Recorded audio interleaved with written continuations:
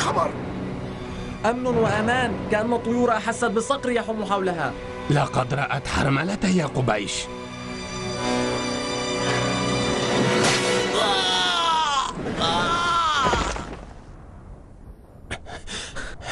أصبت قبيش يا حرملة. وقعنا في الفخ.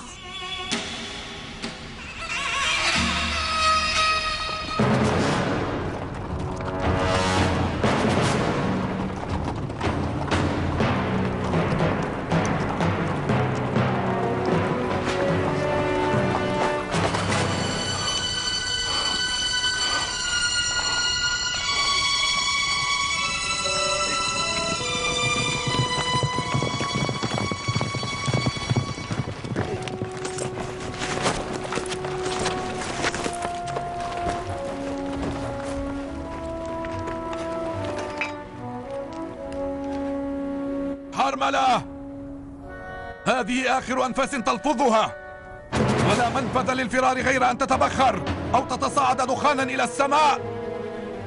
أوصي وصيتك، فالمختار قد جاءك بنفسه ليقطع أنفاسك النتنة، فإذا كنت تدعي شجاعة قف في مكانك ودافع عن نفسك واختر السلاح الذي تحارب به.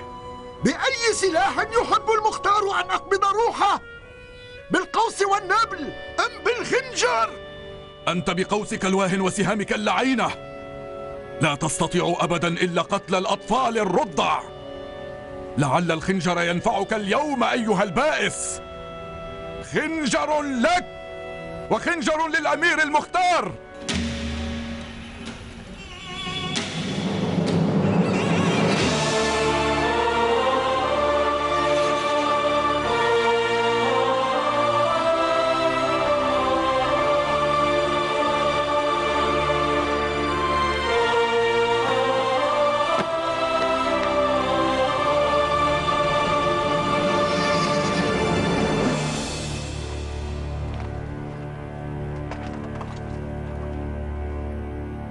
يا للعجب، السلطان المختار في الميدان.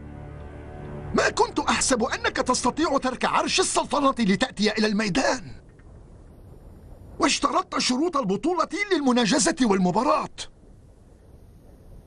خنجر لك وخنجر لي. الآن وقد أقمت لنفسك دولة وتاجا وعرشا باسمي المطالبة بدم الحسين. من الندم ألا تسمع ماذا رأى الحسين يوم عاشوراء، وحسبك ما فعلته أنا به، فاسمع ذلك قبل أن تموت. عندما استولى العطش على معسكر الحسين بأكمله، دخل بطفله وكان له 6 أشهر، فرفع الطفل على رأسه ونادى ونادى ونادى.